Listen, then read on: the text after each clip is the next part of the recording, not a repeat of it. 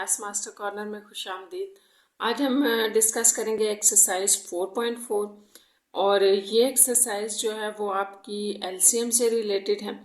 तो अभी इसके कुछ क्वेश्चंस यहाँ पे एचसीएफ से दिए हुए हैं जो हमने पिछली एक्सरसाइज में किए थे। तो पहले हम इनको देख लेते हैं ये क्या है। देखें, give Quick answer to these questions without doing any procedure if HCF of two polynomials। तो यहाँ पर आपसे फर्स्ट क्वेश्चन में ये कहा गया है कि आपने कोई भी प्रोसीजर नहीं करना, कोई भी आपने मल्टीप्लिकेशन फैक्टराइजेशन वाला या डिवीजन वाला मेथड नहीं लगाना। बगैर उसके आपने बताना है कि अगर आपके पास कोई से दो पोलिनोमियल्स हैं, ठीक है, जैसे ये और ये है, तो इन दोनों पोलिनोमियल का जो HCF है वो ये है। ये आपको खुद बता दिया गया है, ठीक है, कि इन दोनों को सॉल्व करें तो HCF ये आता है। आपने सिर्फ यहाँ पे आंसर बताने हैं कि what would be the HCF।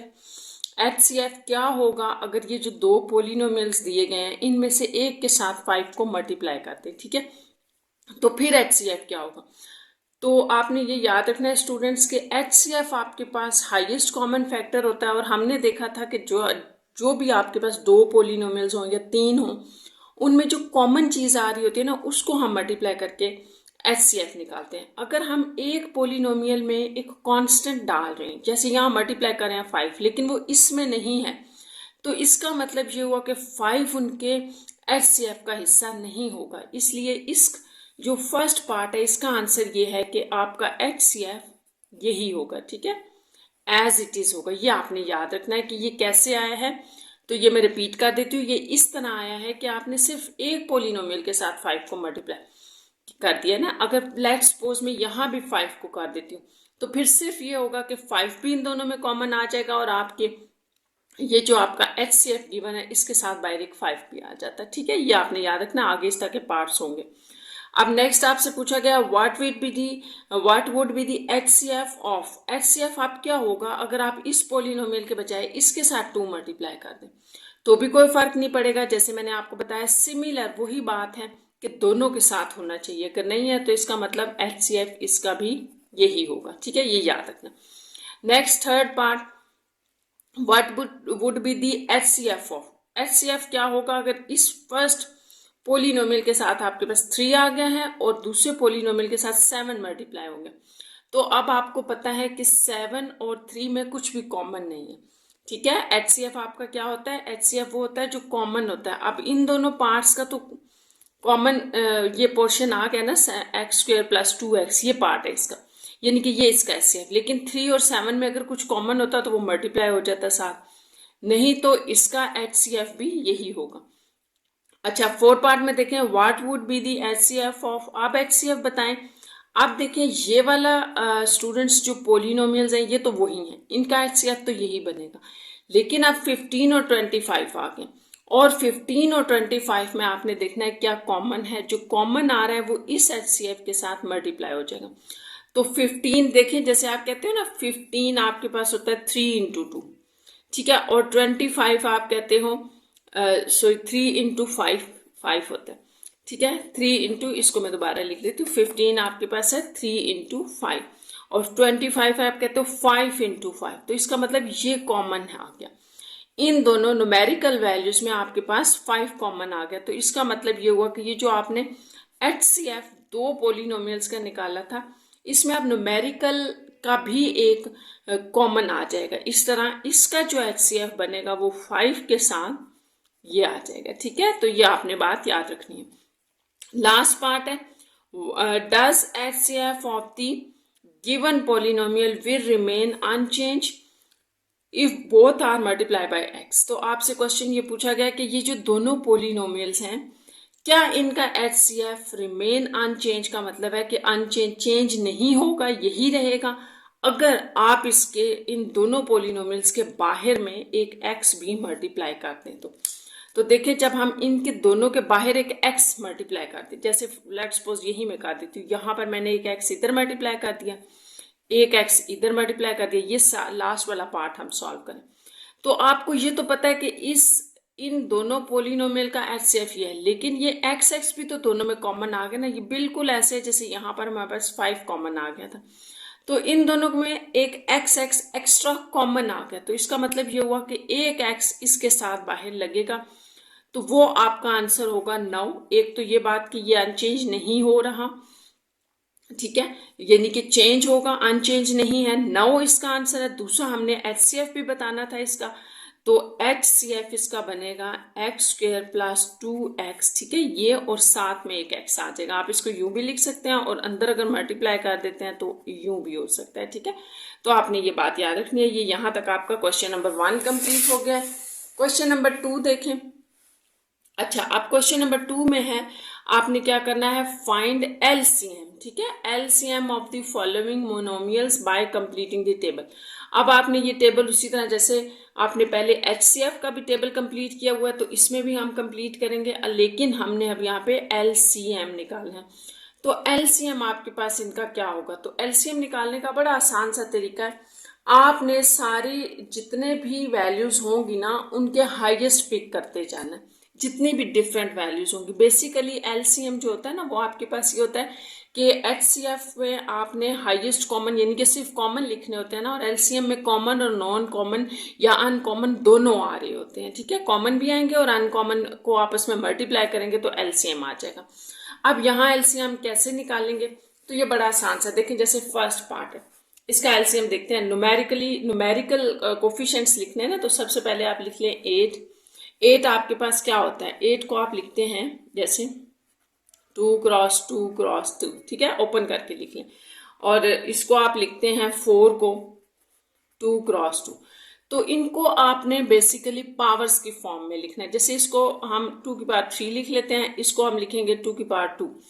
तो आपका जो LCM बनेगा इन दोनों का, वो हाईएस्ट पावर वाली वैल्यू बस आपने लिखनी है। तो 2 की 3 पावर हाईएस्ट होगी या 2 की 4, तो ऑफकोर्स ये है, तो 2 की पावर 3। इसका मतलब हुआ कि LCM जो होगा आपके पास 8 और 4 का, वो 8 है। तो बस आपने यहाँ पर इसको 8 लिख देना है। जैसे यहाँ देखें हम लिख रहे हैं यहाँ 8। अच्छा, अब LCM ऑफ x पूछा गया ना, x, तो x भी लिख लेते हैं। जैसे x 6 है आपके पास और x जो सेकेंड वैल्यू है उसमें x 2 है। तो x के लिहाज से आपने LCM बताना है ना, तो वो भी उसी तरह जैसे मैंने भी आपको बताया था। इसको ओपन करने की जरूरत नहीं है इस तरह से, वो तो चले नंबर्स थे आपने ओपन किए, इनको ओपन करने की जरूरत नहीं है। यहीं से बता दें हाईएस्ट क्या है, x 6 हाईएस्ट होता है या x 2, तो ऑफकोर्स x 6 हाईएस्ट है। इसका मतलब ये इसके अंदर आ रहा है, कवर हो रही है ये वैल्यू, तो आपने सिर्फ ये लिख देना है। इसका मतलब ये हुआ कि जो आपका LCM ऑफ x है वो x की पावर 6 हो गया, ठीक है। LCM of y, now LCM of the y is y1 y1, दोनों में y1 है, तो हाईएस्ट क्या हुआ, y की पावर 1 ही हो गया ना, तो इसको आप y की पावर 1 1 लेंगे, ठीक है। तो आपने ये याद रखना है कि हाईएस्ट पावर पिक करनी है। ऐसे नहीं कि दो पड़े हैं तो आप इनको मिला के y² लिख लें, दोनों में जो हाईएस्ट है तो y की पावर 1 ही इनमें हाईएस्ट होगी, ठीक है। नेक्स्ट आप z देखें। z इस इधर आपके पास बिल्कुल z है ही नहीं, और यहाँ z जो है वो 1 है। या आप इसको यूं भी दे सकते हैं, जैसे ये वैल्यू है ना 1, ठीक है, दूसरी आपके पास ये है,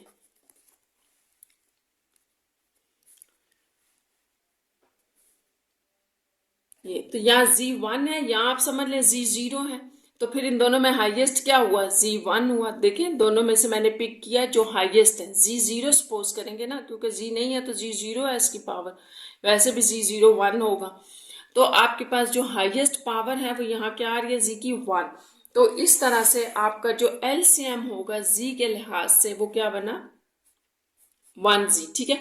और रिक्वायर्ड LCM का मतलब यह है कि रिक्वायर्ड LCM में आपके पास जो ये सारे आ रहे हैं इनको मल्टीप्लाई करके लिख लें, तो 8 x की पावर 6 yz, ये हो गया इसका LCM। बस आपने इन्हीं लाइंस के ऊपर बाकी भी फाइंड आउट करने। देखिए जैसे 12 और 24 है, तो इसको हम यहाँ से सॉल्व करके बता देते हैं। देखें जैसे ये सेकेंड पार्ट है, आपके पास 12 है और 24 है, हमने इन दोनों का LCM बताना है। तो बड़ा आसान है। आप देखो 12 किसको कहते हो, आप कहते हो 4 इंटू 3 12, या चले 2 की पावर 2 इंटू 3, मैंने आपको बताया था ना पावर में लिखना है। चले मैं आपके लिए इसको ना ऐसे ब्रेक करके बता देती हूँ। ये होता है 12 आपके पास 2 इंटू 4 4 इंटू 3 12, तो इसको आपने इस फॉर्म में लिखना है, ठीक है। अच्छा अब बताएं 24 क्या होता है। अगर आपको कंफ्यूजन है, नहीं समझ आ रही, तो बड़ा आसान है, आप इसके प्राइम फैक्टर्स निकालें, आसान हो जाएगा लिखना। ऐसे। तो यहाँ से लिख लें 2 की पावर 3 होता है और 3 की पावर 1। ये मैंने 24 को ओपन करके लिख लिया।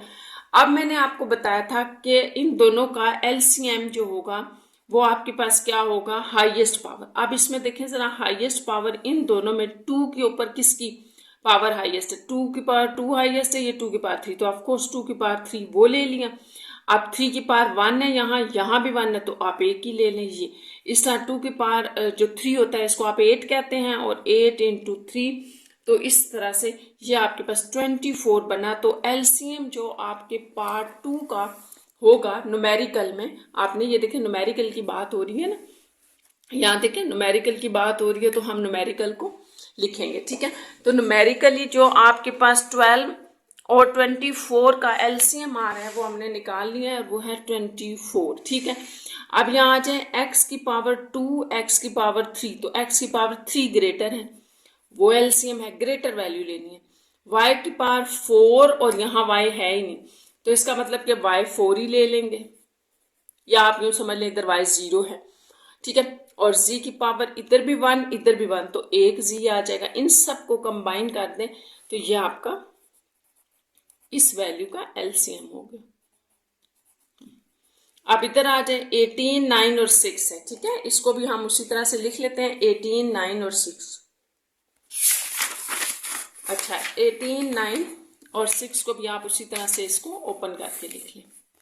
18, 9 2 सा 18 होता है, या आप कहें 2 इंटू 3 इंटू 3, ठीक है। 3 की पावर 2 इंटू 2, ये 9 बन गया, और इंटू 2 18। अच्छा, नेक्स्ट क्या था, 9 था, तो 9 को आप क्या लें, 3 की पावर 2। सबको पावर्स की फॉर्म में लिखें अगर लिखने हो रहे हैं, तो जैसे 3 इंटू 2, अब यहाँ तो कोई पावर की फॉर्म में नहीं आ रहा ना, तो ये ऐसे ही आ जाएगा। अब बड़ा आसान हो गया। एलसीएम क्या होगा, हाईएस्ट पावर। सबसे पहले आप 3 को ले लें, तो 3 की हाईएस्ट पावर 1 होगी, 2 होगी या 2 होगी, तो जाहिर है 3 की पावर 2 हाईएस्ट है, 1 लिखना है, इनटू 2 की पावर 1 1 है, तो 2 की पावर 1। तो ये आपका एलसीएम इस तरह से बन गया, ये 9 9 2 सा 18, तो ये 18 आ गया। इसका मतलब ये हुआ कि आपकी जो थर्ड वैल्यू है, ठीक है, जो आपकी थर्ड वैल्यू, थर्ड पार्ट पे जो न्यूमेरिकल वैल्यू आ रही है जो कि आपका एलसीएम है, वो 18 है। अब y देख, x देखना है आपने बड़े ध्यान से कि x हाईएस्ट क्या है, x की पावर 3 हाईएस्ट है, x की पावर 1 हाईएस्ट है, या x की पावर 6, तो x की पावर 6 ऑफ कोर्स हाईएस्ट है, ठीक है। फिर आप y पे आ जाएं, y की पावर 2 या y की पावर 1 हाईएस्ट है, तो y की पावर 2, और z की पावर 1, z की पावर 1, z की पावर 3, तो z की पावर 3, यानी कि सबके आपने हाईएस्ट लेते जाना है, वही इनका एलसीएम होगा। तो 18, x 6, y 2 और z 3, ये आप लिख लें। इन्हीं को मैंने जस्ट कंबाइन करके लिखा है, अगर नहीं नजर आ रहा तो ये सारे आपने बस मल्टीप्लाई में लिखने हैं। ये तो आपने लिख लिए ना, एंड पे आपने इनको रिक्वायर्ड एलसीएम में लिख देना। अब ये आ गया, यहाँ पर है ही सिर्फ 28, तो आप 28 को डायरेक्ट लिख दें, ठीक है, यही एलसीएम होगा इनका। और अगर नहीं समझ आया तो आप 28 भी ब्रेक कर सकते हैं। देखें, आप लिखें 28। अब इसको कैसे ब्रेक करना है, तो उसी जैसे मैंने आपको बताया कैसे प्राइम फैक्टर्स निकाल लिया करें। ये 2 की पावर 2 इंटू 7, तो यही एलसीएम बनेगा। एलसीएम क्या होगा, 28, क्योंकि और तो किसी के साथ है ही नहीं वैल्यूज जिनके साथ हमने कंपेयर करना है, तो बड़ा आसान है। अब आप 4 पार्ट के अंदर क्या लिखेंगे, न्यूमेरिकल में 28 एलसीएम है न्यूमेरिकली, ठीक है। नेक्स्ट आप देखें कि x की पावर हाईएस्ट कहाँ है, यहाँ x1 है, यहाँ भी 1 है, यहाँ x3, तो x3 आपका एलसीएम है। अच्छा, y1 है, y3 है, यहाँ y5 है, तो ऑफ कोर्स y5 आपका एलसीएम होगा यहाँ पे। और जो z है, z3, z की पावर 3, z की पावर 5, z की पावर 1, तो मैंने आपको क्या बताया, फिर रिपीट कर रही हूँ कि जो हाईएस्ट होता है वही एलसीएम होता है, तो z की पावर 5 जो है वो हाईएस्ट है और वही एलसीएम है, और इनको आपने कंबाइन करके लिखना है, तो 28 x3 y5 z5, तो ये इस तरह से आपका ये एलसीएम बनेगा। सारों को कंबाइन करके मल्टीप्लाई करके लिख देना। तो यहाँ पर आपका ये क्वेश्चन नंबर 2 कंप्लीट हो गया है।